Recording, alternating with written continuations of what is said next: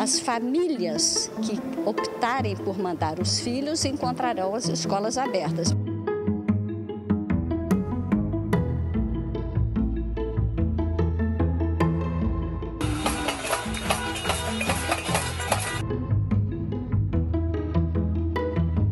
O Cinep, nesse momento, vem orientar a rede privada do nosso estado que abra as suas portas.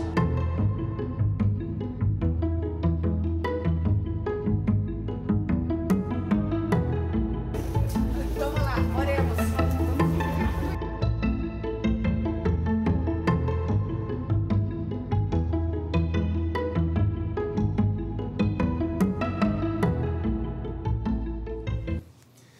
Olá, bom dia a todos. Bom dia, Rio Grande do Sul, 11 horas e 36 minutos. Hoje é segunda-feira, dia 26 de abril. O SBT Rio Grande, a sua companhia na hora do almoço, e meia polêmica do retorno às aulas, já está no ar.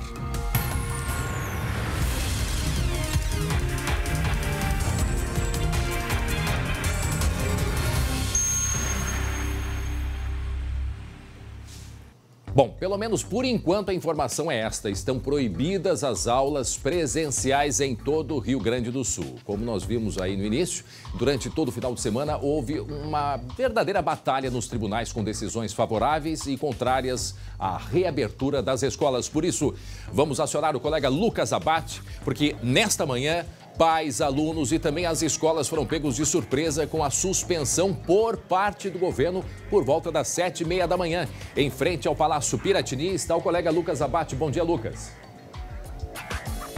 Bom dia, André, e a todos que nos acompanham. Foi tanto abre, não abre durante o final de semana que todo mundo ficou bastante confuso.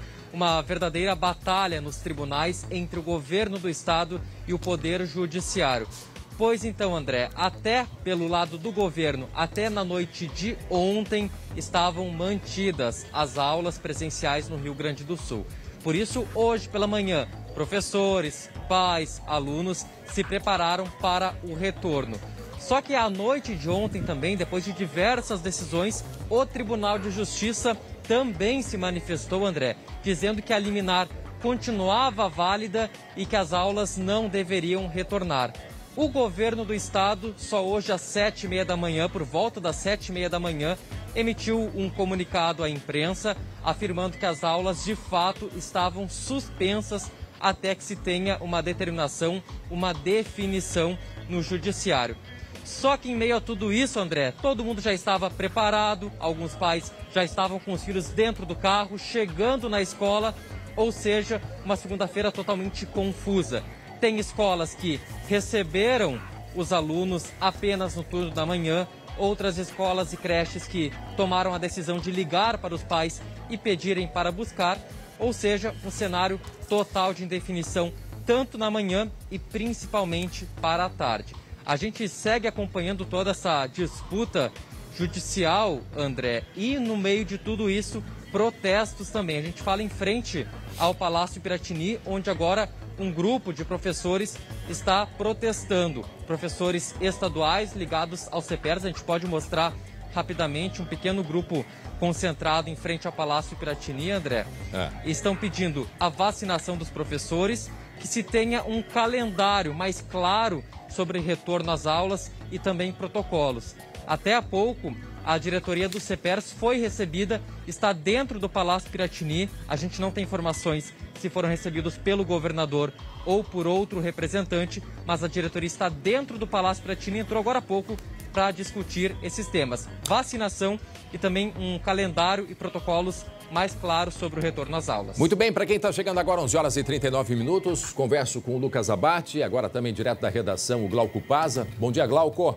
Bom dia, André. Muito bem, estamos acompanhando aí essa insegurança toda que existe nesse momento do retorno às aulas. É importante a gente dizer que, de passo a passo, o que vem acontecendo desde a semana passada, quando o governo fez algumas alterações, sendo essas alterações, então, mesmo em bandeira preta, municípios que utilizam o protocolo de bandeira preta podem usar o protocolo de bandeira vermelha, ou seja, a volta às aulas seria permitida. Mas estava-se ainda aguardando uma decisão judicial para quarta-feira. O governo alegava, através da Procuradoria, inclusive daqui a pouco nós vamos conversar com o Procurador-Geral aqui do Estado, alegava que com essas alterações não haveria nenhum impedimento jurídico. Mas, ao contrário desta afirmação, vimos aí uma série de fatos, de dúvidas, de decisões, manifestação, protesto, uma carreata em frente à residência da juíza que está sobre este caso.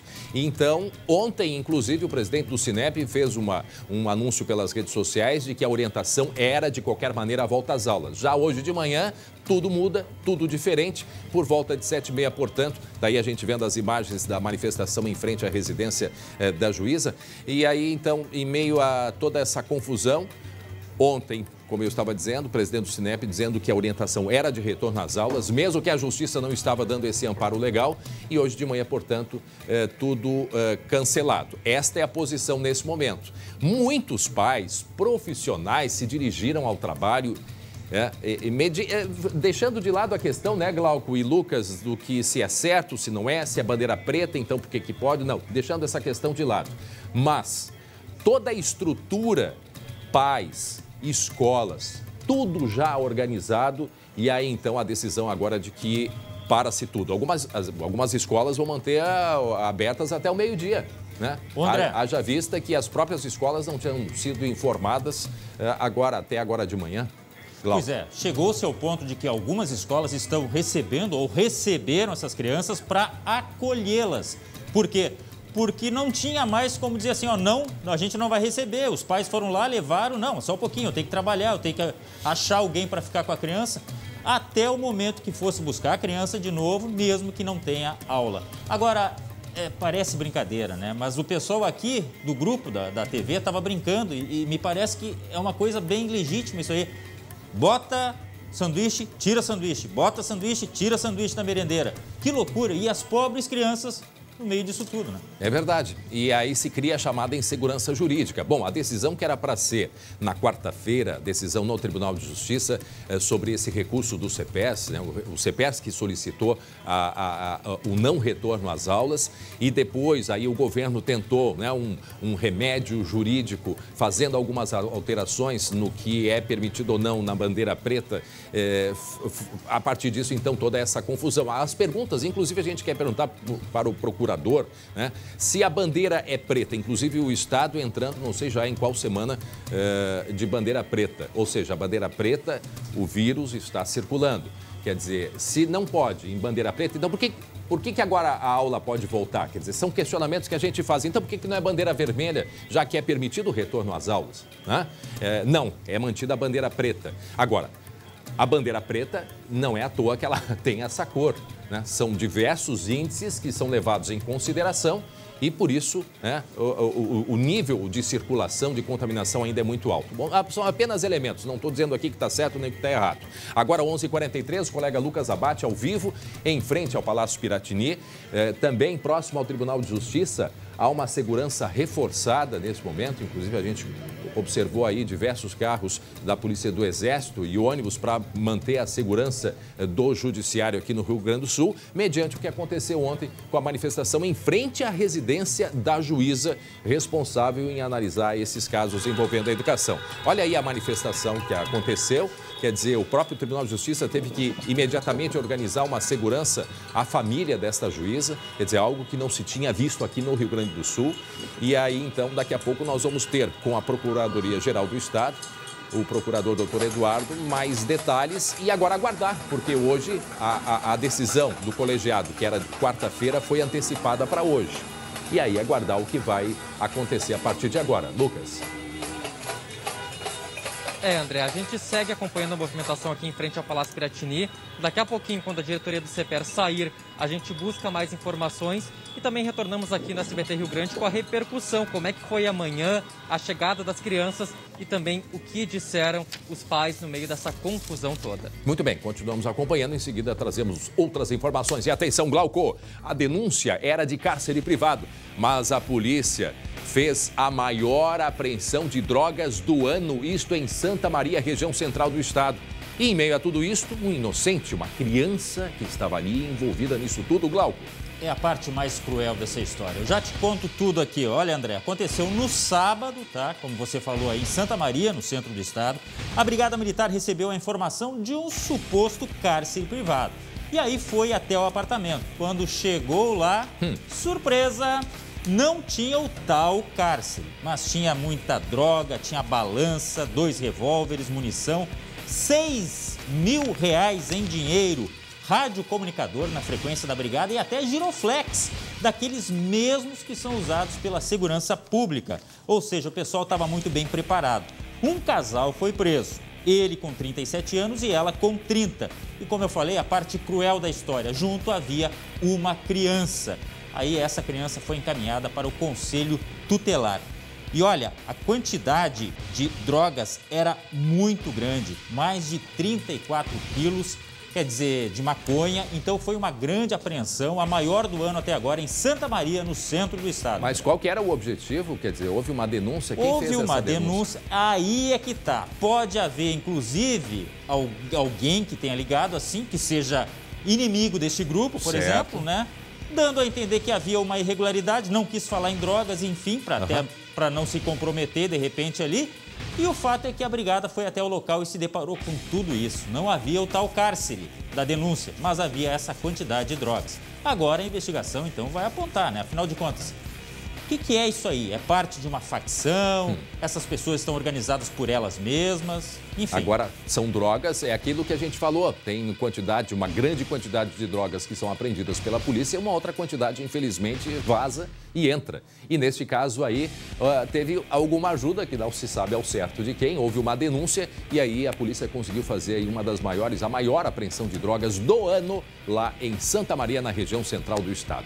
Muito bem, 11h47, daqui a pouco voltamos a falar sobre toda esta polêmica envolvendo a volta às aulas aqui no Rio Grande do Sul. Neste momento está proibido, não pode aula presencial. E atenção, olha só essa história, o drama de uma família no norte do estado.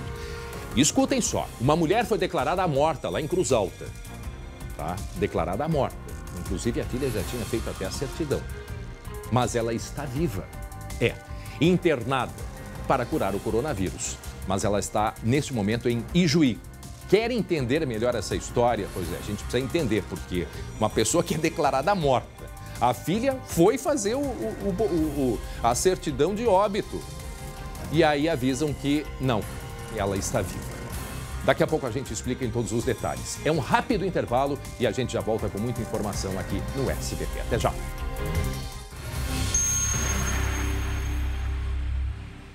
Muito bem, estamos de volta com o SBT Rio Grande, agora 11h51. Tem um recado da FAB, um recado da EVT Assessoria. Estamos passando por um momento muito complicado, vivendo cheio de incertezas e preocupações. E para piorar, você comprou um carro e está pagando por 2, às vezes até por 3. O banco não para de te ligar e a busca e a apreensão está batendo a sua porta. Faça como o nosso cliente Alexandro. Gente, o senhor Alexandro chegou lá no nosso escritório desesperado, com a dívida do seu carro acima de R$30.000. Imagina só, busca e apreensão e restrições. E em apenas alguns meses nós conseguimos um acordo de quitação por R$3.000. É isso mesmo, gente, R$3.000. A EVT é uma assessoria que te ajuda a reduzir suas dívidas de financiamento de veículos, cartões de crédito e empréstimos. Então liga agora para a EVT Assessoria que nós vamos te ajudar. Olha aqui na tela, ligue agora 3391-3852 ou manda uma mensagem de WhatsApp para 99770-2864. Eu vou repetir, anota aí, 3391-3852 ou WhatsApp para 99770-2864 e fale com a EVT Assessoria, que a gente te ajuda a passar por esse momento difícil e acabar com as suas dívidas. Por falar em momento difícil, eu quero a sua atenção. Daqui a pouco você vai ver aqui no SBT Rio Grande uma reportagem especial que mostra uma situação que se agravou e muito durante a pandemia. A fome. A gente vai mostrar a luta de 2 mulheres, chefes de família, que administram o pouco que têm para garantir o sustento da família. Então não perca. E desde já, a gente pede que todo mundo que possa colabore. Há muitas pessoas necessitando de ajuda básica, comida, fome. Já já a gente vai mostrar a reportagem. 11h53, voltamos a falar sobre a volta às aulas no Rio Grande do Sul. A batalha jurídica sobre este assunto das aulas presenciais aqui no estado deve se resolver hoje à tarde. Bom, para a gente entender os argumentos que o governo usou na decisão de reabertura na semana passada, nós vamos conversar agora com o Procurador-Geral do Estado, doutor Eduardo Cunha da Costa. Doutor Eduardo, o senhor me escuta bem? Boa tarde, obrigado por conversar aqui com a gente no SBT. Escuto bem, sim. Muito obrigado, André. Boa tarde a todos os telespectadores do SBT. Bom, nesse momento, a orientação está suspensa as aulas no Rio Grande do Sul, as aulas presenciais. Confirma-se ainda neste horário essa informação, doutor, porque nós estamos aqui no final de semana, né, com diversas decisões. Então, nesse momento, as aulas estão suspensas, correto? Correto, estão suspensas por decisão do Tribunal de Justiça. Certo. Bom, a pergunta que a gente faz para o senhor e quem está comigo também, que vai conversar com o senhor colega Glauco Paza, lá na semana passada, sabendo que já na quarta-feira haveria uma decisão, né, de um recurso aqui no Tribunal de Justiça, será que não teria sido conveniente, doutor Eduardo, se aguardar a decisão da quarta-feira e evitar todo esse imbróglio, toda essa confusão que se criou em cima do retorno às aulas aqui no estado, doutor? Posso afirmar com toda certeza que não. Isso porque a solução que nós teríamos na quarta-feira seria a confirmação da decisão que foi proferida lá em fevereiro. Então, diante desse cenário, nós temos a convicção jurídica e técnica que a tomada de decisão feita na quinta-feira para sexta-feira foi acertada, tanto no aspecto jurídico como no aspecto técnico, respaldada pelos membros do gabinete de crise, mas em especial porque quando foi proferida a decisão judicial em fevereiro, estava vigente uma bandeira preta sem cogestão. E essa é a principal peculiaridade. Estão usando os termos, e o judiciário usa os termos do próprio sistema do executivo, mas sem compreendê-lo. E é necessário que haja compreensão. Uma bandeira preta com cogestão, que é a regra que está vigente agora, permite as normas da bandeira vermelha, de modo que há, neste cenário, um abrandamento. Então, nós temos claramente duas situações de bandeira preta. Uma sem cogestão, e uma outra de bandeira preta com cogestão, que permite, nas atividades econômicas, a aplicação da bandeira vermelha. Para isso, nós buscamos equiparar a educação, que é o mínimo que nós podemos fazer para a educação, ao mesmo critério da atividade econômica. Mas, doutor Eduardo, mas essa é a questão, e eu acho que eu não estou aqui tomando nenhum lado, tá? Apenas para que a gente venha ao debate. Inclusive, o colega Lucas Abate está em frente ao Palácio Piratini e daqui a pouco vai também conversar com a gente.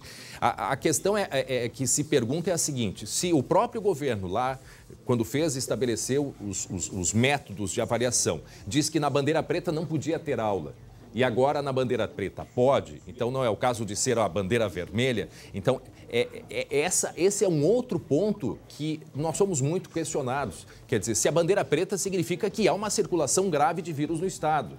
Mas aí agora, através de um mecanismo jurídico no final da semana, o governo conseguiu colocar as escolas dentro desta possibilidade de reabertura. Então, essa confusão também já se cria por aí. Quer dizer, se pode ter aula, então por que a bandeira preta? Ou se a bandeira precisa ser preta porque o risco é alto, por que ter aula? Porque o sistema, ele comporta diversas peculiaridades, diversas nuances. Se nós aplicássemos a bandeira vermelha agora, com a cogestão nós estaríamos aplicando a bandeira laranja. E aqueles lugares que estivessem bandeira laranja poderiam já aplicar a bandeira amarela. E isso é incompatível com os dados que nós temos neste momento de pandemia. Mas podemos afirmar com confiança e com segurança científica que a educação poderia estar também no critério de bandeira vermelha. E é por esta razão. Nós poderíamos, por outro lado, seria revogar a cogestão e pôr tudo em bandeira vermelha. Poderíamos mudar o que há necessidade de compreender, e é isso que a nomenclatura não deve importar. O que deve importar, especialmente na análise judicial, é o que está por trás dessa nomenclatura. Quais são os critérios utilizados, se eles são válidos ou não. Os critérios que utilizamos são absolutamente válidos, tanto no aspecto jurídico como científico. Foi importante ter tomado essa decisão, tanto naquele momento, porque nós não poderíamos aguardar mais uma semana. A retomada das aulas já é premente há muito tempo. Nós estamos aguardando há 20 dias o ministro Nunes Marques, que não se manifestou ainda junto à arguição de descumprimento do preceito fundamental que nós ajuizamos no Supremo, e estamos há muitos dias nessa situação caótica com a educação.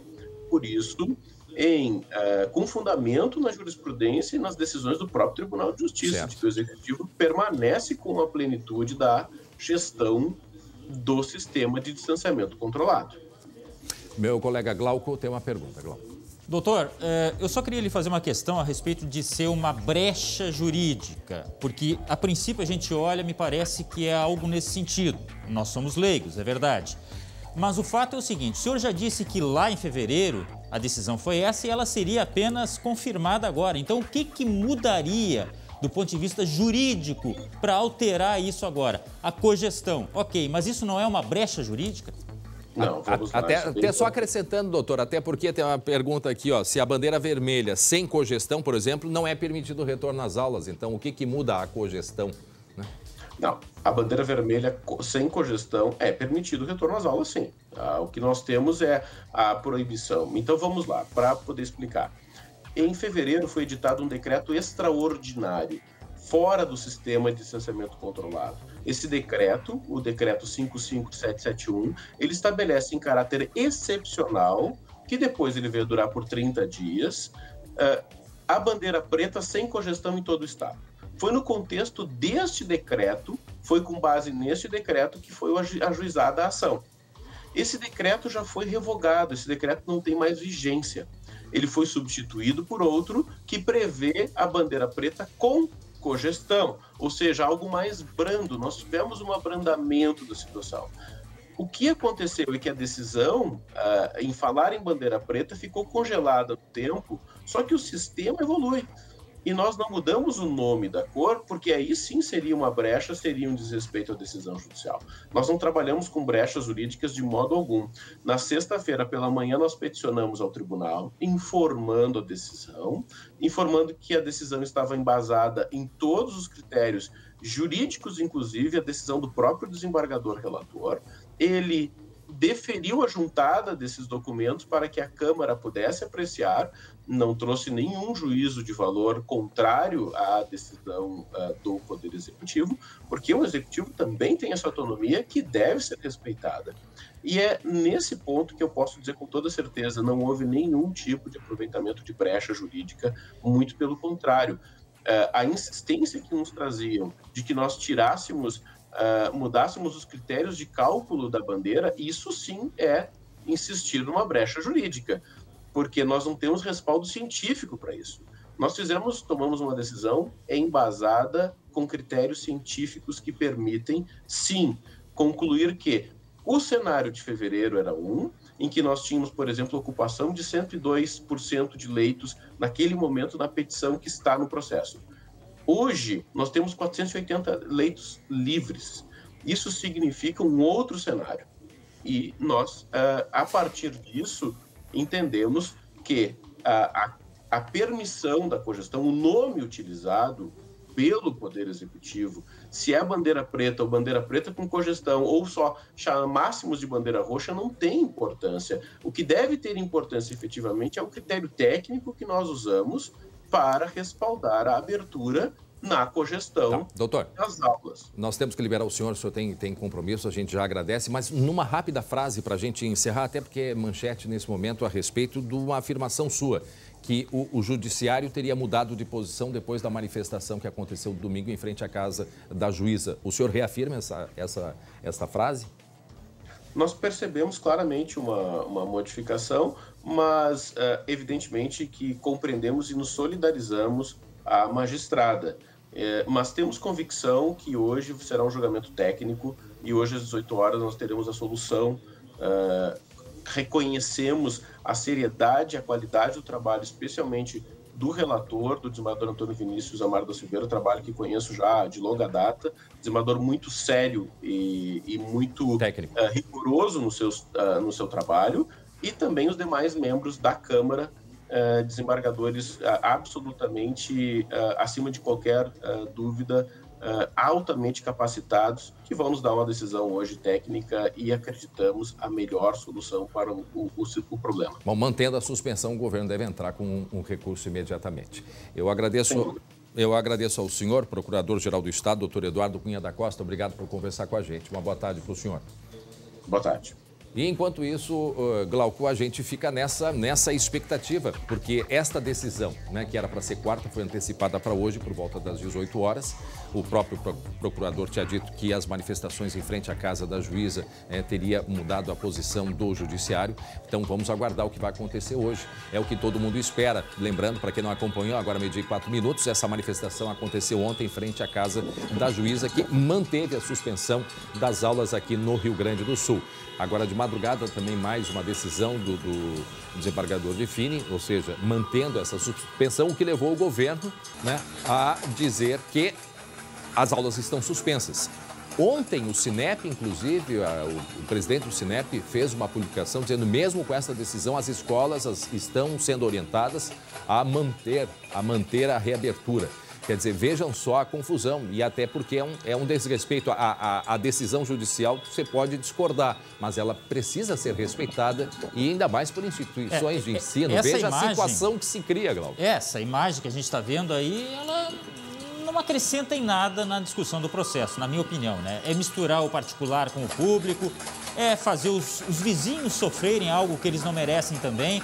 Enfim, vamos ver o que a justiça decide a partir de agora, né? Vamos continuar aguardando. Muito bem, 12:05. E daqui a pouco nós voltamos a falar sobre o retorno às aulas. Até porque, né, Glauco, essa questão, ela tem mudado de tempo em tempo. Então, por isso, né, como eu disse, nesse momento o próprio prefeito aqui de Porto Alegre mantendo a suspensão também das aulas, né, porque essa foi a dúvida. Até ontem estavam todos estimulando que mesmo com a decisão judicial era para que as aulas fossem retomadas. Só que agora de manhã, depois de um posicionamento do próprio governo do estado, o que se fez? Muita gente voltou e as aulas reabriram e vão fechar ao meio-dia. Outros tiveram que chamar os pais por volta de 9 da manhã. Ó, vem buscar os filhos que a gente precisa fechar. Agora, imagine esta confusão toda, né, para o cidadão. Chamado efeito dominó, André. Vai assim, ó, em cadeia, né? Muito bem, muitos alegam, mas afinal, está em bandeira preta, quer dizer, o procurador disse que não tem importância o nome. Como não tem importância? Nós estamos há um ano com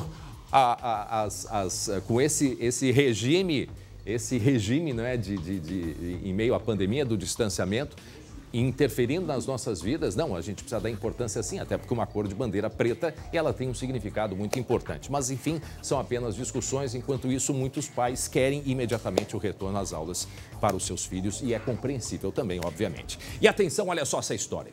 Uma mulher foi declarada morta lá em Cruz Alta. Imagine, Glauco, declarada morta.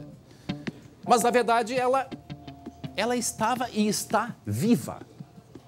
Pode uma coisa dessas acontecer, mas o que é que de fato aconteceu? Lucas Abate, o que é isso?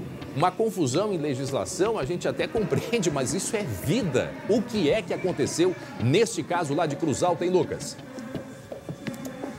André, uma confusão que ainda não foi esclarecida. Essa senhora, a Maria Margarete dos Santos Jesus, de 62 anos, passou mal na última quinta-feira, foi levada para a UPA de Cruz Alta e lá foi considerada morta após todas as manobras, a massagem cardíaca, tudo que poderia ter sido feito. Só que depois, André, de 1h30, quase 2 horas, a família foi informada de que, na verdade, ela estava viva. Só que no meio tempo de tudo isso, imagina só, a família recebeu informação de que a mãe estava morta, inclusive com os documentos médicos para se fazer a certidão de óbito.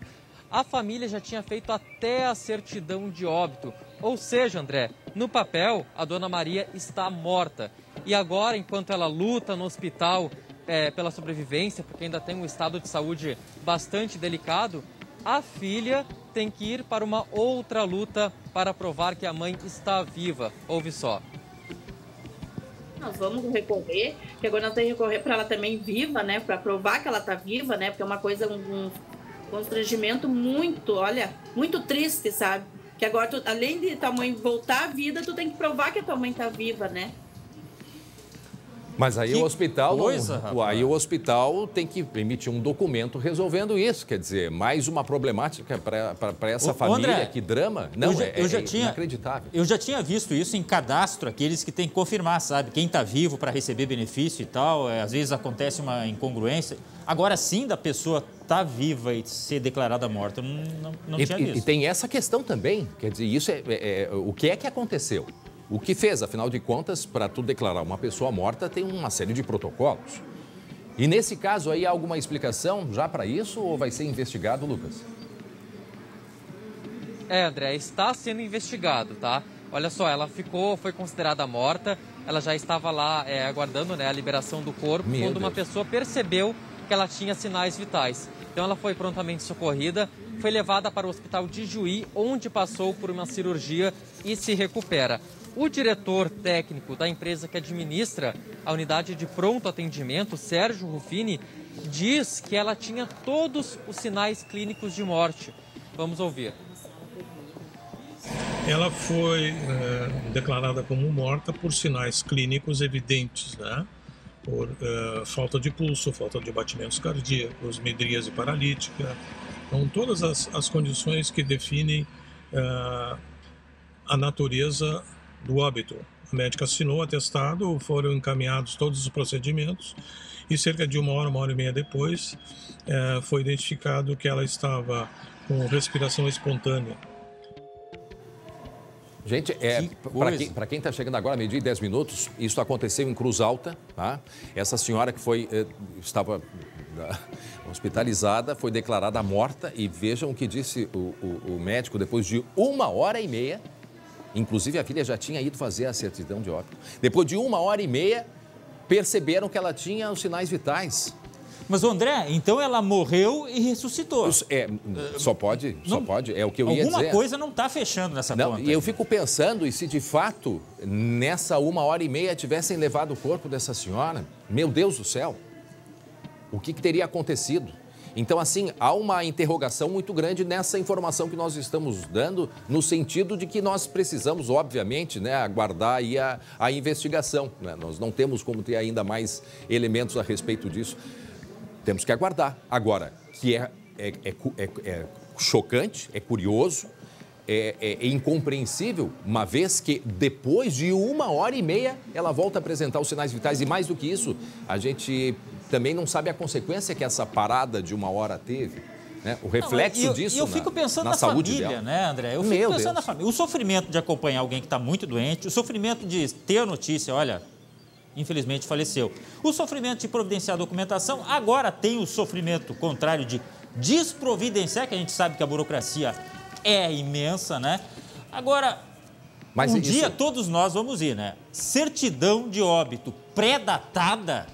É a primeira vez. Não, nesse momento, a informação que eu recebo, a filha está indo de Cruz Alta para Ijuí, é isso?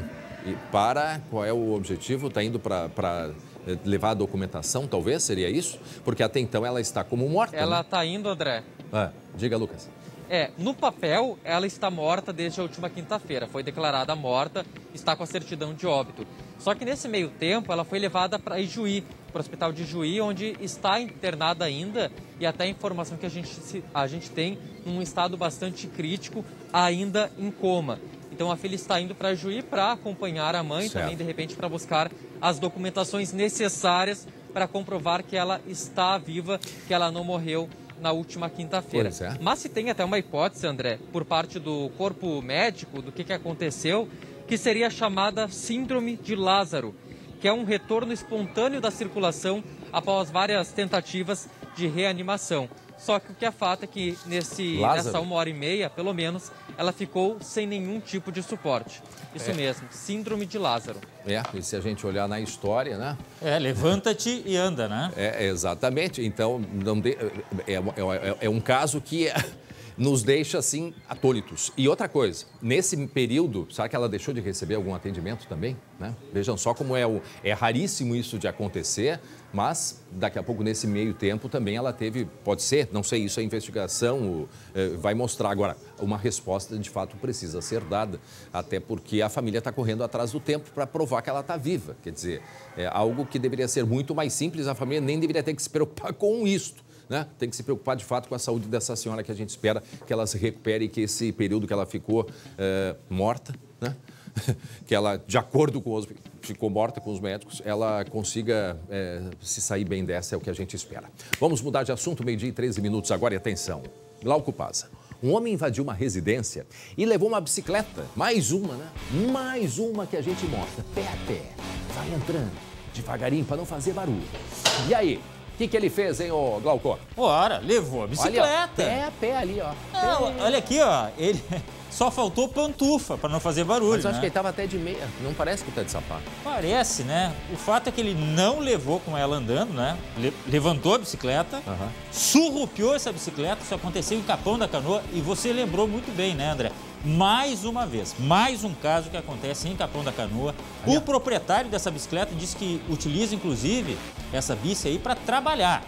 Quer dizer, não é aquela questão também só de passear, não. E esse larápio aí entrou, pegou a bicicleta como quem não quer nada e vazou com a bicicleta. Foi com ela, roubada embaixo do braço. E a família está dizendo que, olha, esse tipo de crime tem aumentado muito no litoral norte. Atenção, polícia, tem alguém recebendo essas bicicletas, né? Aliás, mostramos, nesse período de verão, mostramos vários roubos de bicicleta, inclusive. Lembra daquela senhora, uma jovem senhora que usava a bicicleta para trabalhar, precisava da bicicleta e levaram a bicicleta dela. E tantos outros casos aí de bicicletas que foram levadas. Porque assim, eu repito, né? Lá no litoral norte é muita bicicleta. O pessoal usa bastante. E que bom que usa bastante bicicleta, né? Porque é um meio de transporte lá muito Essa é a bicicleta utilizado. que foi levada?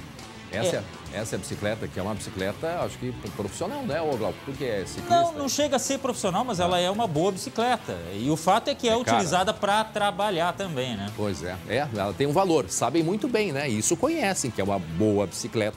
Agora, o portão estava aberto. Como é que ele abriu o portão, né? Pois isso não tem aqui. Porque a gente vê a máquina, maquininha de abertura do portão eletrônico. A máquina está ali. Não sei se estava estragado ou não. Ali, ó. Ali está a máquina. Mas ele conseguiu abrir, me parece, com a maior tranquilidade. Para quem não acompanhou, isso aconteceu no litoral norte, né, Glauco? Exatamente. Capão da Canoa, mais um caso, mais uma bicicleta furtada e a polícia sabe que isso aumentou também. Agora, para onde vai esse montão de bicicleta, André? Isso aí geralmente, né, Glauco, é trocado por drogas ou vendida por valor irrisório. Ou seja, quem compra sabe que tem alguma coisa errada. Pois é, aí tem toda aquela questão do mercado negro também, né? O fato é que quem foi prejudicado realmente foi o proprietário que usa, como eu disse, não só para passear, para dar suas pedaladas em busca de trabalho.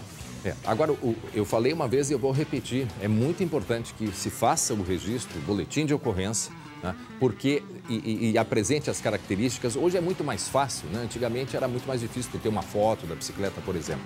Mas em muitas das situações, eu já vi delegacia de polícia abarrotada de bicicleta que foi apreendida, que tinha sido roubada, mas aí o dono não vai buscar. Né? Não vai buscar. Então é importante que acompanhe, sim, e que leve, né? Veja aí o procedimento correto, mas que leve a documentação, fotografia para comprovar que a bicicleta é sua. Mas tá aí ele, devagarinho, bem quietinho, como abriu o portão a gente não sabe. Mas foi lá e deu aí um prejuízo. É uma residência, né? Tanto é que tem um carro ali na garagem parado. É uma casa. É uma casa, né? O portão tá aberto, isso que a gente não conseguiu ainda tirar essa dúvida. Porque o portão estava aberto. Agora vamos ver se no início... ali, ó. É que ali já aparece o portão aberto. Será que às vezes... Isso também é uma outra coisa importante. Eu sempre fico olhando se de fato o portão fechou. Porque muitas vezes, né? Tu distraído ou a própria máquina estraga no meio do caminho, né? E ali o portão ele estava um pouquinho só aberto. E ele nem se preocupou em fechar para disfarçar também, né? Vejo que a impressão que dá é que o portão estava aberto, talvez parado e trancado, por isso ele não abriu, talvez não fosse conseguir fechar. E com o cuidado que ele estava para entrar ali, Glauco, para não fazer barulho, Porque veja, ele chega, ele tá de meia, assim. Ele tá com uma meia. Tudo para não fazer barulho. E dali ele deu no pé, ó. Aliás, deu no pedal. E com essa imagem das câmeras de segurança, mais uma prova aí, né, de que a bicicleta é desse proprietário, que ele pode tentar aí ver se ela foi encontrada ou não. Mas tem que registrar sim. Muito bem, agora 12h18. Chegou na hora da gente falar de esporte.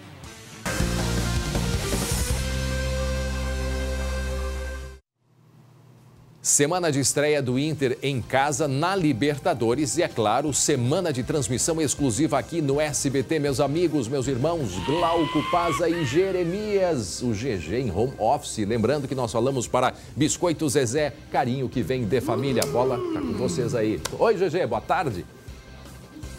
Tudo bom, André? Tudo bom, Glauco? Tudo bem, GG? Não tá vendo aí, mas eu tô com a taça na mão aqui, tá? Objeto de desejo. Infelizmente, o Grêmio ficou pelo caminho, né? Infelizmente para nós gaúchos. Mas o Inter tá aí, rapaz. Começou com o pé esquerdo. Começou muito mal, é verdade. Mas tem a chance de se recuperar, né, seu GG? Não, tem uma chance de ouro para se recuperar, Glauco. Uma chance de ouro e que a gente vai assistir aqui no SBT, como o André falou, amanhã, 9h15, pega o Deportivo Tátira. É a ocasião perfeita para o Inter vencer, e eu digo mais, tá, Glauco? O Inter conseguir uma boa atuação com o Miguel Ángel Ramírez, que eu ainda estou esperando, tá? E quem sabe com um artilheiro fazendo gol, tipo assim um Thiago Galhardo, né? Alguma coisa nesse sentido. Vamos botar o Thiago Galhardo na nossa conversa aí? Chama ele aí, vamos lá. Vai. Alô, torcedor colorado, é nesta terça-feira aqui, exclusivo no SBT, o primeiro jogo da Libertadores no Beira-Rio Internacional. Libertadores é aqui no SBT. Aí falou quem sabe da história de fazer gol e de como é um grande jogo. Thiago Galhardo, Libertadores é aqui no SBT. Você conversou com ele, é uma grande figura o Galhardo, né? Não só faz gol, como ele também... Ele dá um show nas palavras, seu Jeremias. É um papo incrível. A gente pode vender essa história aí, né Glauco? Nós vamos botar mais trechos dessa entrevista exclusiva com o Thiago Galhardo. O Galhardo, grande artilheiro do Inter na temporada passada, já é um dos goleadores do Inter nessa temporada, mas ele está procurando o primeiro gol em Libertadores. Quem sabe amanhã, hein? Pois é, rapaz. E nós temos um bate-papo com o Galhardo muito interessante. Ele falou, por exemplo, Jeremias, da altitude. A maldita da altitude que derrubou o Inter na Bolívia, rapaz. Vamos ver o que ele falou aí, tô curioso. A gente pode ver o Cuesta, a saturação dele chegou a 62. Se é no momento que a gente possa estar debilitado, passando mal, a gente vai entrar direto no respirador no hospital para poder recuperar a saturação. Eu fiquei com a saturação 75. Mas é uma coisa totalmente normal, é natural lá. Ninguém estava passando mal, ninguém estava nada. Teve pessoas que desembarcaram no aeroporto e já sentiu dor de cabeça, sentiu tontura. O nosso roupeiro ficou muito mal, ele não conseguiu terminar lá para recolher as coisas.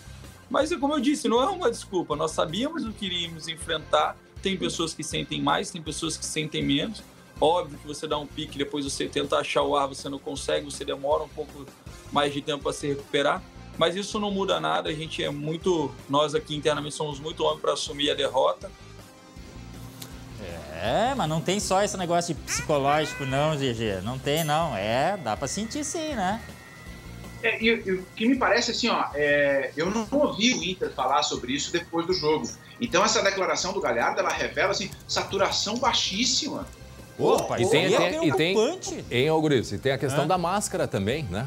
Não sei se, descendo do avião, você estava usando máscara, provavelmente. É obrigatório. Pois e aí o protocolo exige. E ainda, já com o problema da altitude, ainda usando máscara, fica mais difícil, né? Respirar. Ainda mais o Thiago Galhardo, com essa miséria de, né? É um tucano. O Jeremias não tá vendo, mas é um tucano, né? É um senhor naso. Agora vai ter um compromisso quando estiver em nível do mar, né? Pois tem isso, né? E o Marcinho, hein? Ô, seu GG, e o Marcinho, hein? Eu tô curioso para ver o que o Marcinho fala da situação. O Inter jogou no sábado, ganhou muito bem. Vamos chamar o Marcinho para nossa conversa também? Bora! E aí, rapaziada, expectativa altíssima com relação à estreia do Internacional na Copa Libertadores da América dentro do Beira-Rio. O Inter que estreou com um péssimo resultado lá na Bolívia, mas agora tem a chance aí de se recuperar e eu tenho certeza, torcedor colorado, eu tenho certeza que a gente vai vencer esse jogo aí contra o Táchira. Dale, vamos que vamos! Tá aí o Marcinho, tá feito o convite. Ô, GG, eu tô com a camisa colorada na mão aqui, tá? Essa camisa bonita, tá? Camisa número 1, no uniforme principal do Inter. E a gente está providenciando aqui uma forma de presentear você, torcedor, né? Com essa camisa maravilhosa, você, torcedor colorado, ou torcedor tricolor, que queira dar a camisa também.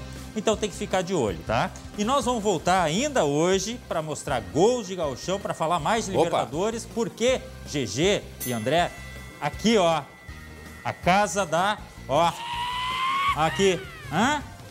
Tá bom? Exclusivo, hein? Exclusivo nessa terça. Morram. Só aqui. Morram de inveja, tá? Daqui a pouco a gente volta. Muito bem, até já. Jeremias Werneck e Glauco Paz falando de esporte, meio-dia e 23 minutos. E daqui a pouco nós vamos falar sobre o retorno às aulas. Ai, meu cotovelo, bati aqui na bancada, meu cotovelo, eu levei um choque aqui. Agora eu levei um choque também hoje com esse vai não vem da volta às aulas, né? Eu achei que hoje ia estar tudo normal. Até eu olhava pouquinho assim, uma criancinha dizendo pra mãe, mas mãe, não era hoje que eu ia voltar à aula? Pois é. As crianças... Já pai dizendo, não, é domingo, vamos voltar para casa, é domingo hoje, não tem aula. Bom, estamos falando sobre isso, hoje deve sair uma decisão final por volta das 6 horas da tarde. Muitas escolas abriram as portas, receberam as crianças e aí por volta das 8 horas o governo do estado disse, cancela, vamos seguir aí a orientação da decisão judicial. Afinal de contas, decisão judicial é aquela história, se respeita, pode se questionar, mas decisão judicial ela tem que ser respeitada. Daqui a pouco a gente volta a falar sobre o retorno às aulas aqui no Rio Grande do Sul. Lembrando, retorno às aulas presenciais para a educação infantil e nível 1 e 2, né, os 2 primeiros anos do ensino fundamental. Muito bem. Gente, olha só, nosso assunto agora é a fome. Fome. Vocês sabiam que quase 20 milhões de brasileiros estão passando fome durante esta pandemia? É um número assustador. Fome. Famílias inteiras sem nada para comer e dependendo basicamente de doações. E essas histórias, elas estão bem aqui, a pouquinhos metros de todos nós. Preste atenção. A reportagem especial é de Ingrid Oliveira e Lucas Abate. Esta é a despensa de Elisiane, 42 anos. Os poucos grãos de feijão que ainda restam deveriam alimentar os 8 filhos e um neto que vivem na mesma casa. Várias vezes a gente dormiu com fome, sem ter de onde tirar. Chegava a roncar a barriguinha e batia o desespero e eu começava a chorar. Essa história se cruza com a da dona Geni. Mãe, chefe de família, desempregada e quase sem opções para vencer a fome. Essa geladeira aqui nem tem como, só tem panela e coisa, sabe? Mais nada. Quase um armário. Quase um armário.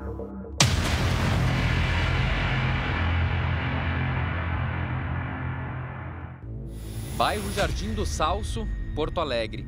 É aqui que Elisiane luta diariamente contra a fome. Uma batalha invisível a 500 metros da Avenida Ipiranga, uma das mais movimentadas da capital gaúcha. Esses dias eu não tinha nada para dar para os meus filhos. Eu tinha só a polenta. Dos R$600 que ganha do Bolsa Família, 500 vão para o aluguel. Sobram apenas 100 para as outras despesas. Falta praticamente tudo na casa dela. Eu queria mostrar meu banheiro aqui, ó. Não tem máquina de lavar. Lavo tudo no balde, embaixo do chuveiro. Porque eu não tenho máquina, tô sem material de higiene, não tem papel higiênico, a gente toma banho depois que faz o que tem que fazer. A 5 quilômetros de distância fica a casa da dona Geni, no bairro Glória, zona sul da capital. Ela conta com a pensão de um salário mínimo para sustentar 2 filhos, genro e neto, todos desempregados. Assim como para Elisiane, as faxinas eram a salvação do orçamento. Mas na pandemia, o serviço sumiu. Parou aquele ganho, tu leva assim, um susto, né? E aí, como é que eu vou pagar minhas contas? A solução que Geni encontrou foi se desfazer do pouco que tinha para garantir o sustento da casa. Eu já vendi televisão, eu já vendi computador, eu já vendi um telefone meu, um pequeno também, porque eu não ia passar fome. Elisiane e Geni recebem outros benefícios e encaram a escassez de alimentos no dia a dia. Para quem recebe apenas o auxílio emergencial, o benefício mensal é ainda menor, R$ 250, pouco mais de R$ 8 por dia para alimentar a família. Com esse valor, é possível montar o seguinte prato uma vez por dia ao longo do mês: 2 colheres e meia de arroz, 1 concha de feijão, meio bife, meia batata e 1 tomate. Também se compra 1 pão e meio, meia xícara de café, meio copo de leite, 1 banana, 4 colheres de açúcar, 3 de óleo e um pouco de manteiga e farinha. Olhando para esse prato, dá para ver que é muito pouco, né? Agora imagina dividir apenas isso com a família em um dia inteiro. Contexto que se repete Brasil afora. Para se ter uma ideia do tamanho da fome no país, quase 117 milhões de pessoas ficaram sem alimento suficiente durante a pandemia. Isso equivale a 2 vezes a população da Argentina. Agora imaginem o Rio Grande do Sul e Santa Catarina inteiros passando fome. São quase 19 milhões de pessoas. Esse é o número de brasileiros que ficaram totalmente sem comida. E esses dados refletem a realidade de dezembro de 2020, quando o auxílio emergencial tinha valor mais alto.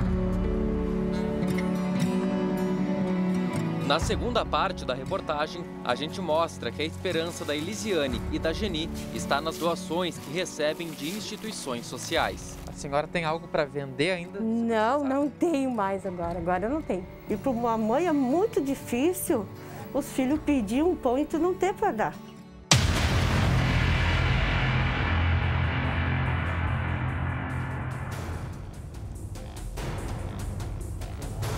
Na nossa página do Facebook, se encontra lá a orientação de como doar, né, para essas instituições que ajudam a Elisiane, a Dona Geni. Acesse lá, facebook.com/SBTRS Oficial. Glauco, Lucas, olha, Lucas, é excelente esse trabalho teu, dos nossos colegas, Ingrid, porque se a gente não entrar lá, procurar, né, os nossos olhos não enxergam, né, a fome.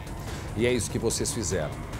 Por outro lado, a gente sai de carro hoje, o que tem de pessoas nas sinaleiras, crianças nas ruas, morando debaixo de papelão, é assustador. E mesmo com o fim da pandemia, isso não se resolve imediatamente. Ou seja, nós ainda teremos um tempo muito grande dessa fome. Como dissemos aí, quantos milhões, Lucas, de brasileiros passando fome? Quase 117 milhões, André, de brasileiros não têm alimento suficiente e outros tantos não têm nada de alimentação, que seria correspondente à população do Rio Grande do Sul e Santa Catarina inteiro. São pessoas que passam fome e não têm o que comer. E isso, como a gente disse, um dado de dezembro de 2020, quando o auxílio emergencial era maior. E até, André, na segunda parte da reportagem, a gente vai mostrar o trabalho dessas ONGs, dessas instituições. Até ano passado, o número de doações era maior também. Só que na virada do ano, caiu muito e muitas famílias que dependiam quase que exclusivamente dessas doações também estão ainda mais necessitadas. Glauco. Olha, em primeiro lugar, parabéns, Lucas, parabéns a Ingrid, ao Garavelo, ao Pato, o pessoal todo que se envolveu, porque a gente precisa ver isso, como você falou, né? Agora a gente fica com aquele nó na garganta, infelizmente. Eu sou uma pessoa que frequento muito supermercado, sou eu que faço, e é incrível o preço das coisas. Eu fico rezando, orando, sinceramente, para essas pessoas não precisarem de remédio. Só isso. Eu também acrescento só os nossos colegas aí, o Max Mariante, né, que também participou das edições. Exato. Agora, Glauco, tocamos aí num assunto de preços, né, preço de alimentação. Eu fico pensando como que as pessoas estão, que hoje não têm emprego, dependendo do auxílio, estão sobrevivendo. Teve aumento nos últimos tempos, claro que combustível, gente. Combustível, gás. O GNV, o de veicular, aumentou quase que R$1 de um dia para o outro na semana passada. Quer dizer, tudo está aumentando. Vai no supermercado, cada vez que você vai, o preço de tudo está subindo. Então, depender de como? Depender de quem? E isso amanhã na segunda reportagem, né, Lucas? Só para terminar, Lucas, André, quando a barriguinha ronca, ninguém fica sem pensar nessa declaração. Isso é para você que está em casa, que está almoçando agora. Fique pensando nisso aí também, quando a barriguinha ronca. A barriguinha é de uma criança, tá? E por isso é importante, Lucas, antes da gente ouvir um pouquinho do que a gente vai mostrar amanhã, as pessoas que estão indo receber as doses de vacina, tem nos postos, tem nos drive-thru, leve um pouco mais do que 1 quilo de alimento não perecível. Leve uma cesta básica, leve no porta-mala uma cesta básica. Procure, e isso na nossa página do Facebook também tem essas orientações. Se você não quer ir pessoalmente entregar, não tem condições, há pessoas que fazem isso. Você pode, muitas vezes, até pela própria internet, fazer a compra de uma cesta básica para determinada instituição, ela vai lá, retira e encaminha aquilo também, né, Lucas? André, essas instituições estão sofrendo bastante, porque antes, por exemplo, as crianças recebiam alimentação na escola. Agora é mais gente ainda também para receber. O número de doações, André, caiu demais. Tinha instituição que distribuía por semana 400, 300 cestas básicas e agora caiu e não chega a 100. Então é muito importante prestar atenção no trabalho dessas ONGs, dessas instituições. E amanhã, portanto, a segunda reportagem, então, desta série que nós estamos apresentando sobre a fome. Muito bem, 12h34. Agora chegou o momento do Minuto Simers, o Sindicato Médico do Rio Grande do Sul. Nesse momento crítico da saúde, nós reforçamos a defesa, a proteção e condições de trabalho dos médicos que estão expostos aos graves riscos desta pandemia. Os chamados EPIs, os equipamentos de proteção individual, os insumos, a estrutura e leitos são fundamentais, mas a consciência cidadã para os cuidados com a saúde são determinantes. Simers, defender os médicos é defender a saúde. Muito bem, agora 12h35. Vamos voltar a falar com o colega Lucas Abate, que percorreu algumas escolas da capital no início da manhã de hoje e vai contar pra gente o que ele encontrou. Qual que era o sentimento, hein, Lucas? Pais, diretores, professores e as criancinhas. Afinal de contas, era retorno presencial, ensino fundamental e os 2 primeiros anos iniciais, né? Qual é o sentimento? O que as pessoas dizem a respeito desta insegurança do momento, Lucas? André, tristeza, resume bem, tanto pela indefinição, pelo cenário que se criou, de crianças que criaram expectativa de voltar para a aula hoje e chegaram lá e encontraram uma insegurança que poderiam ter que voltar para casa, dos próprios pais, André, que se prepararam, mudaram a rotina e alguns, inclusive, tiveram que ficar esperando. A gente acompanhou amanhã nas escolas, uma manhã que, como a gente já relatou aqui, foi marcada pelo vai e vem. Ontem à noite uma confirmação, hoje cedo, 7h30, o governo dizendo que as aulas estavam suspensas por força de uma determinação judicial, ou seja, uma confusão total. A gente esteve no Colégio Farroupilha, um dos mais tradicionais aqui de Porto Alegre. Os alunos da manhã lá foram recebidos do ensino infantil 1º e 2º ano. Quem estava permaneceu e, como muitos pais se prepararam, o colégio não chamou os pais novamente para levar os filhos para casa. Para o turno da tarde ainda vai ser tomada uma decisão e enquanto os diretores, os administradores aguardam essa decisão que deve sair no final da tarde, entre os pais, André, o tom é de indignação. Muito bem, 12h36. O que nós estamos falando? Nós estamos falando sobre o polêmico retorno às aulas no Rio Grande do Sul. A gente nem vai explicar como tudo aconteceu, porque assim é uma novela. Desde o final da semana, quando o governo do estado fez algumas alterações, olhando para as questões técnicas da pandemia, dizendo que o ensino básico e o 1º e 2º ano do ensino fundamental, as crianças poderiam retornar às aulas presencialmente. A partir disso, se junta já uma decisão da Justiça a pedido do CEPERS, mais outras decisões no final de semana, mais uma manifestação que aconteceu em frente à casa da juíza que está fazendo esta análise e que disse se está em bandeira preta, não pode haver aula. Em meio a tudo isso está aí a manifestação com uma grande repercussão também. Em cima disso, o procurador do Estado-Geral disse que a Justiça teria mudado o posicionamento depois dessa, inclusive ele falou há pouco isso para a gente. mas depois dessa manifestação em frente à casa da juíza, enfim, a decisão de hoje de manhã equivale agora, 12h37, proibida aula presencial no Rio Grande do Sul. E é isso que nós estamos falando com o Lucas, né, Glauco? Muitos pais, muitas escolas, até porque a orientação do Sinep, o sindicato, por exemplo, das escolas particulares, era isso.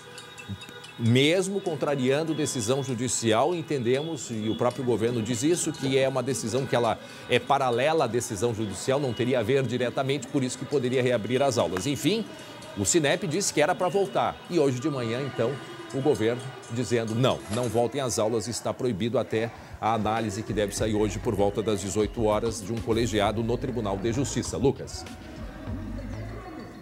E, André, a gente pode ouvir agora a repercussão entre os pais e professores ouvidos pela reportagem hoje pela manhã.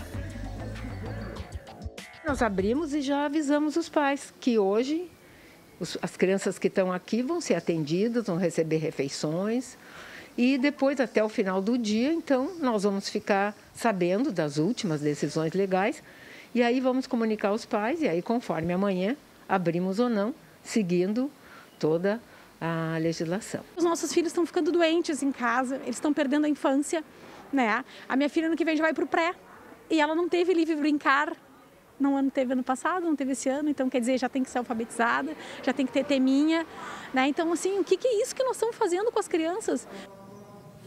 Pois a questão, de fato, ela é polêmica. Não estamos aqui dizendo o que está certo, o que está errado, né? Cada um na sua posição de pai, no caso, o próprio Glauco, né? Cada um tem a sua visão com relação ao momento que o seu filho passa. A gente ouviu durante a semana toda muitas manifestações que os primeiros 1000 dias da criança são essenciais, que a escola ela é essencial. Bom, mas a gente está em meio a uma pandemia. Se por um lado, né, o governo, muitas instituições defendem, né, o retorno até por uma questão de controle da pandemia e de saúde emocional das crianças, por outro lado, né, tem gestores que estão dizendo que não. Diga, Lucas.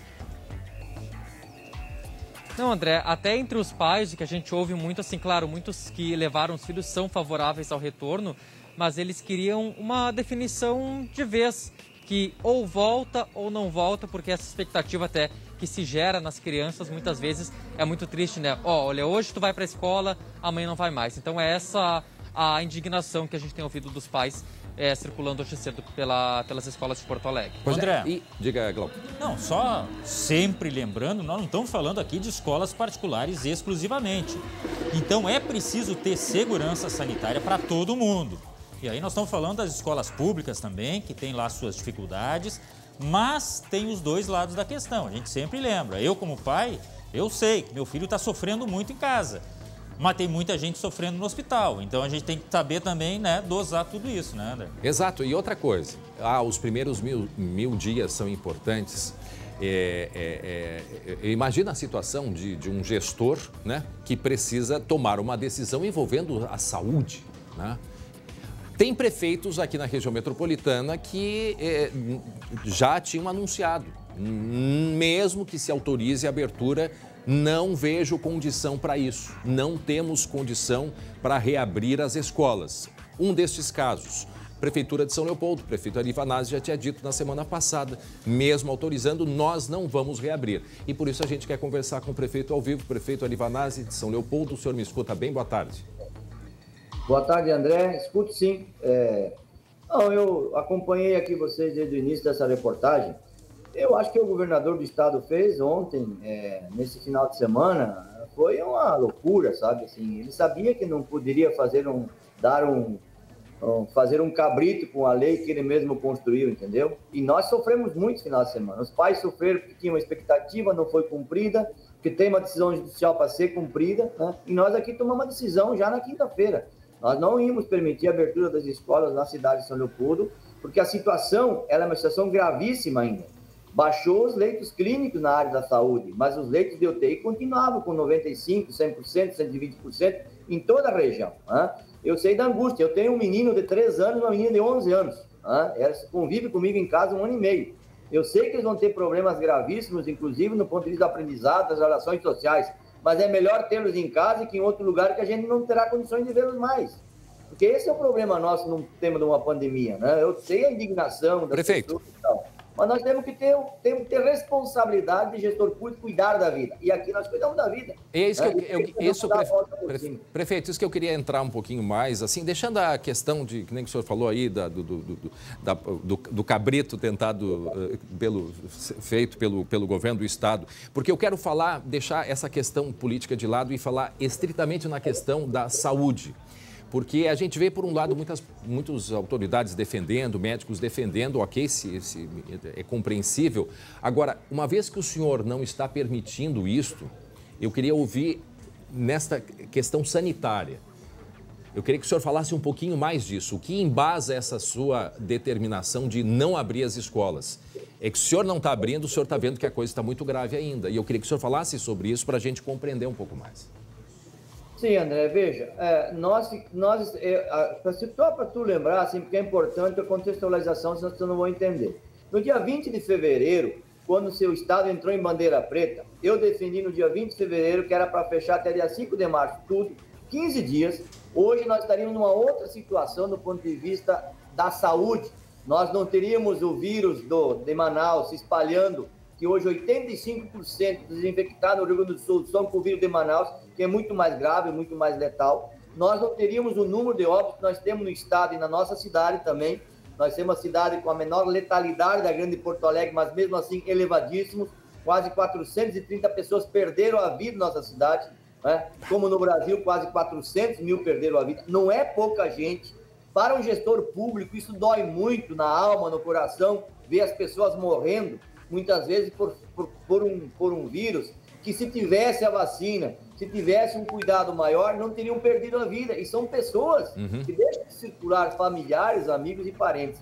Nós temos as UTIs aqui, todos os municípios, André, todos os municípios do Brasil e do estado do Rio Grande do Sul, da nossa região, quadriplicaram, fizeram aquilo que não conseguiram fazer no aumento de estrutura na área da saúde, dos leitos clínicos, na área da UTI, na área da pediatria, na área da UTI neonatal. Nós ampliamos, dobramos o número de leitos. Mesmo assim, hoje são insuficientes. Como é que eu vou permitir que na minha cidade voltem, quando voltar às aulas normalmente, vai voltar na minha cidade 90 mil pessoas por dia circulando na cidade, que são crianças, pais e mães que buscam as crianças. Transporte completamente lotado, a cidade vai estar lotado. E isso é tudo que o vírus precisa para continuar circulando, principalmente no momento que aumenta o frio, aumenta problemas respiratórios nas crianças, nos jovens, nas pessoas de mais idade. Então o momento é muito crítico. Então, já que nós estamos há 9 semanas em bandeira preta, vamos aguardar um pouquinho para baixar um pouco mais a ocupação dos leitos de UTI, dos leitos clínicos, diminuir a circulação do vírus e depois retomar dentro daquele calendário híbrido que nós construímos lá atrás, antes da bandeira preta do Estado, que era possível. Então, tem uma condição, sim, de melhorar ali na frente, mas não agora. Agora nós temos num patamar muito elevado ainda do ponto de vista da contaminação, da circulação do vírus e do número de óbitos, né, e de pessoas doentes que estão precisando da rede pública de saúde. Diminuiu, é verdade, mas insuficiente ainda para colocar na rua, na minha cidade, 90 mil pessoas por dia a mais. É quase impossível fazer isso. Glauco. Prefeito, só para confirmar uma opinião sua, depende da vacina essa volta ou é só a melhora do índice? Eu lhe pergunto pelo seguinte, a vacina nós ainda estamos engatinhando, de certa forma, tem cidade aí que não tem vacina, inclusive, neste momento, e eu vou me vestir agora de pai de aluno. Eu estou atormentado, se depender da vacina eu fico mais atormentado ainda, porque eu não sei quando todo mundo vai conseguir se vacinar. Qual é a sua opinião?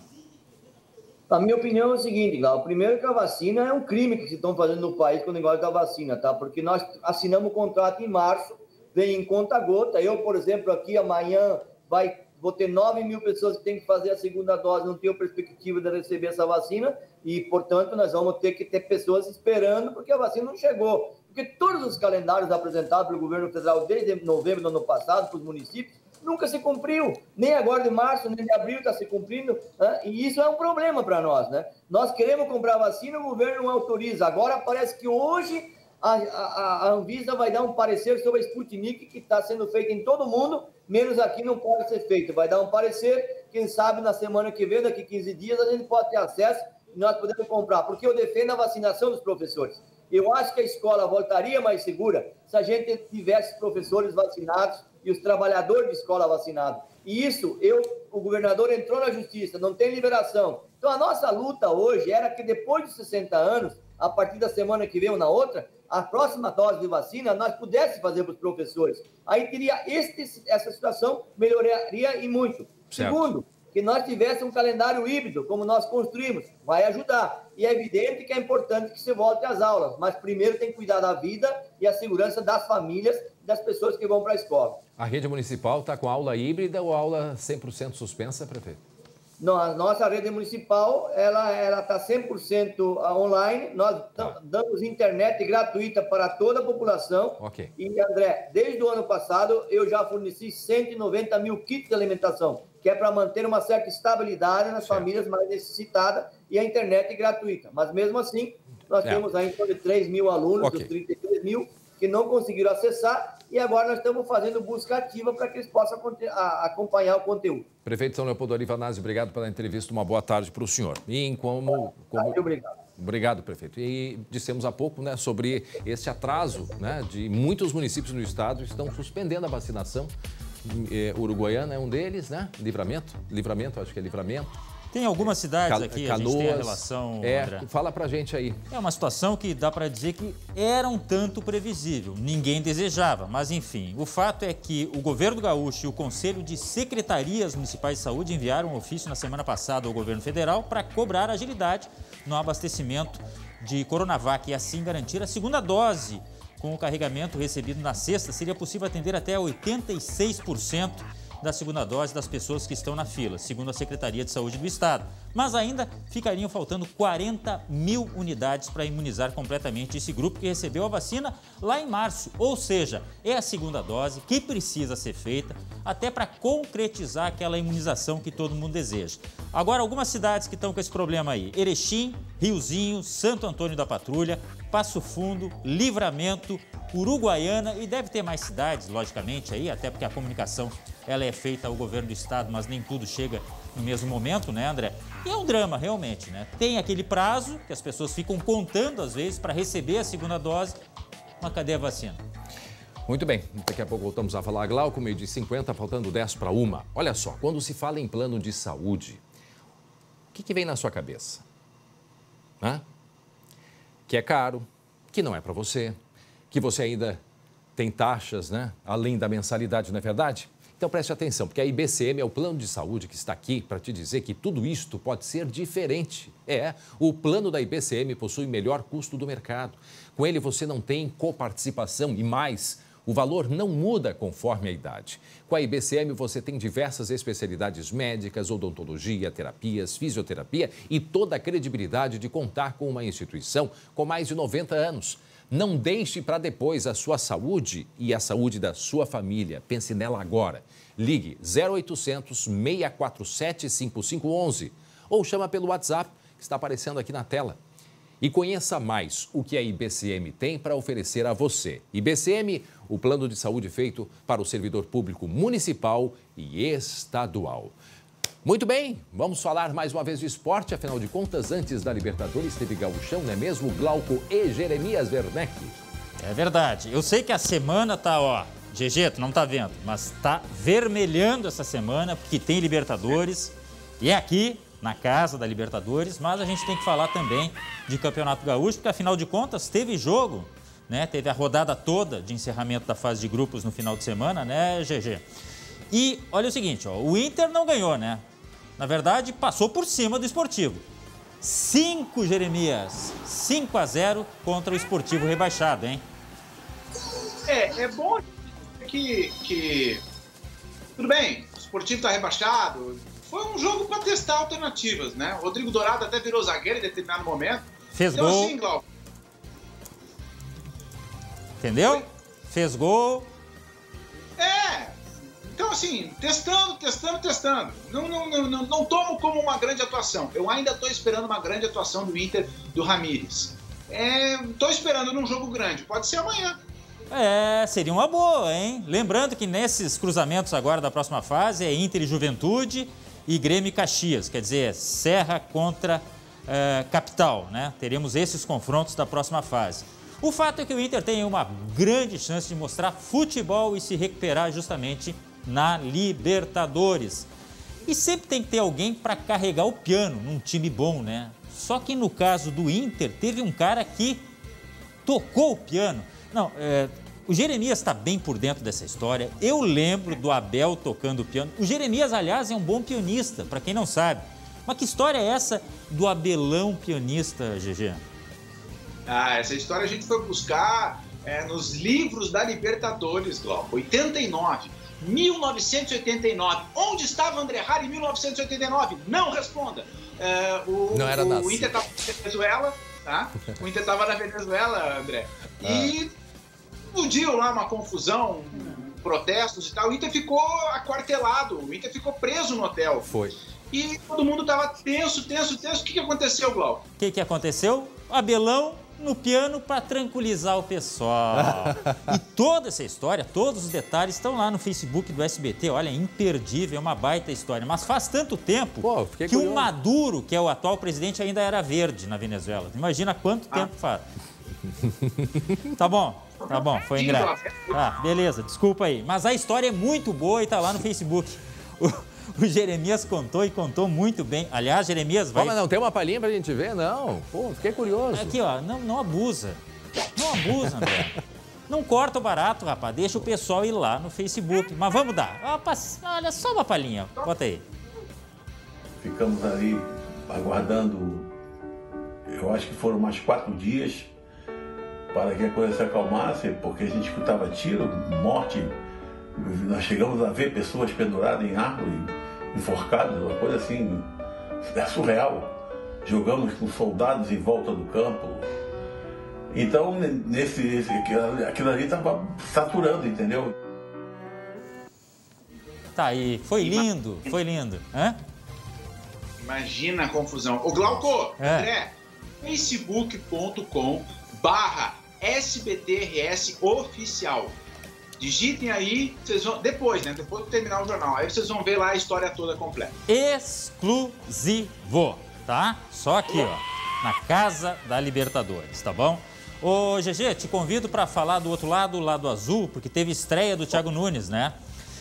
Estreou com uma vitória contra o Ipiranga em Erechim, polêmica para danado, porque o Ipiranga reclamou de um pênalti que não teria havido, logicamente no Matheus Henrique, eu também achei que não houve, mas enfim, o Grêmio venceu 3-2, o Grêmio que agora, sob o comando de Thiago Nunes, está tentando achar o seu rumo, Jeremias.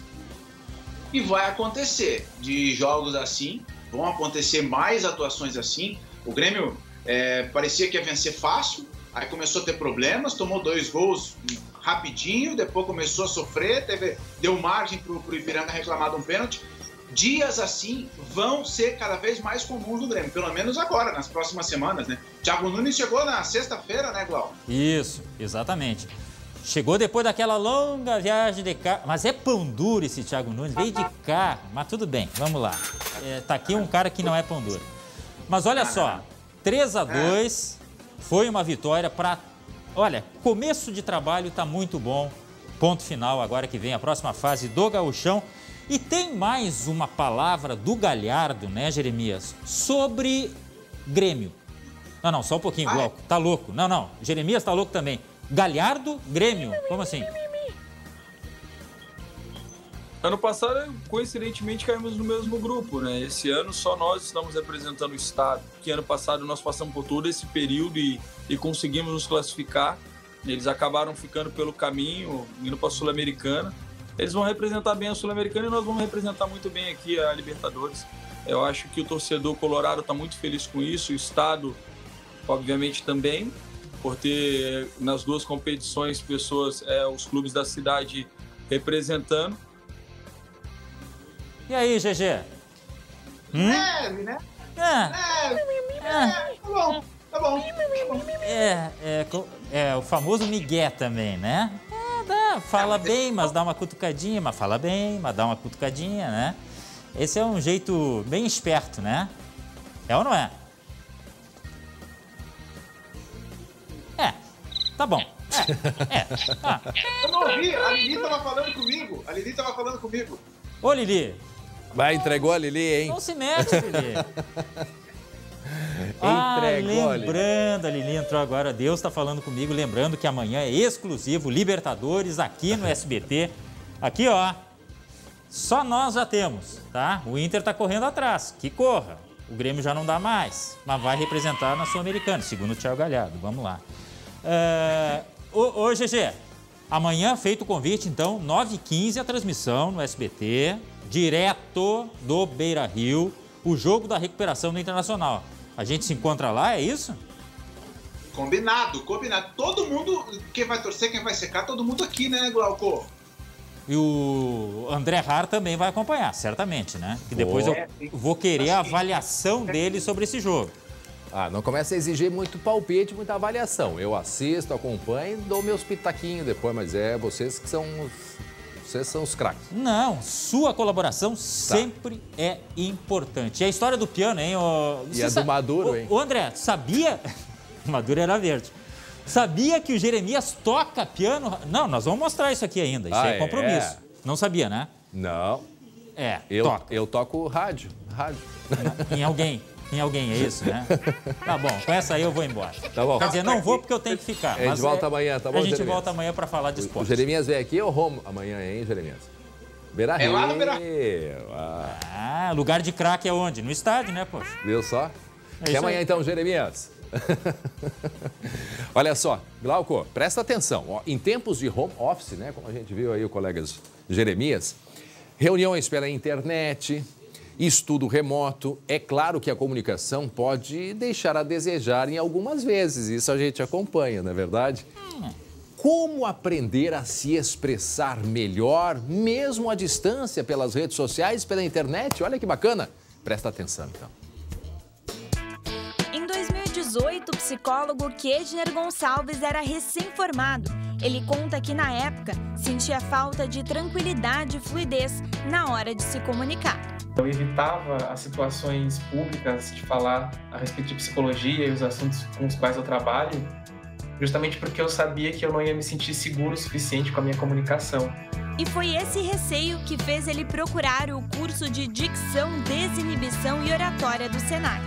Eu vinha trabalhar numa empresa que eu trabalho atualmente, onde frequentemente eu tenho que estar diante de muitas pessoas, fazendo treinamentos, fazendo palestras, informando, educando, enfim. E tudo acontece de uma forma muito fluida hoje em dia. Uma pesquisa realizada pelo Instituto de Gerenciamento de Projetos Brasil aponta que 76% dos brasileiros acreditam na comunicação no ambiente de trabalho como elemento fundamental para o sucesso. Em uma realidade em que as interações têm sido virtuais, saber se expressar com clareza pode ser a ferramenta que faltava. No mercado hoje, o que eu tenho que ser? Criativo, saber improvisar e saber me comunicar muito bem. Esse é o segredo do sucesso. Então, eu trabalho com várias ferramentas que vão proporcionar isso para as pessoas. Roberta Pires é professora do curso. Formada em teatro com especialização em educação, Roberta usa ferramentas do próprio teatro para ajudar as pessoas a se expressarem melhor. Muita improvisação também, que eu acho que é muito importante. E também para obter essa autoconfiança que as pessoas precisam, né? O Senac está sempre pensando em ajudar você que tem a mesma dificuldade que o Kedner teve. Quer mais detalhes de como se comunicar melhor? Acesse www.senacrs.com.br/comunicação e aproveite os benefícios. Ô, Glauco, esse é um assunto que a gente gosta bastante. Inclusive, foi o ano passado, retrasado, eu fiz um curso com o senhor Glauco Paza, né? Sobre jornalismo, comunicação no jornalismo. Foi o segundo da turma, o segundo melhor da turma, André Har. O primeiro, todos os outros ficaram empatados.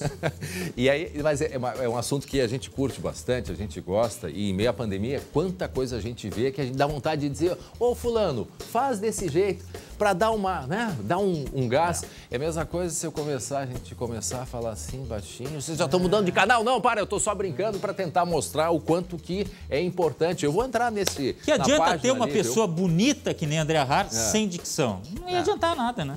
Não, mas é a maneira também da gente aprender, falar de maneira resumida. Não é fácil não, gente, né? E até eu sempre acho que a gente precisa se aprimorar. Não é simples o raciocínio, a improvisação, né? Falar de algo, de coisas que estão acontecendo, é bastante difícil. Mas aí o Senac tem uma boa dica que eu acho bem legal, até vou olhar, quero fazer. Boa. Não é verdade? Boa, vou junto. A gente tem que estar sempre se atualizando. Claro.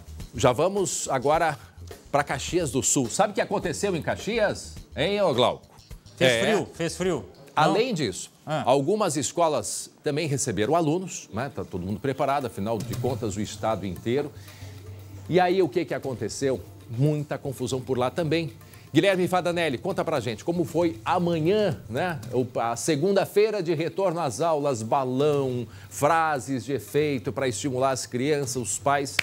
Foi assim um balde de água fria, né, Fadanelli? Boa tarde.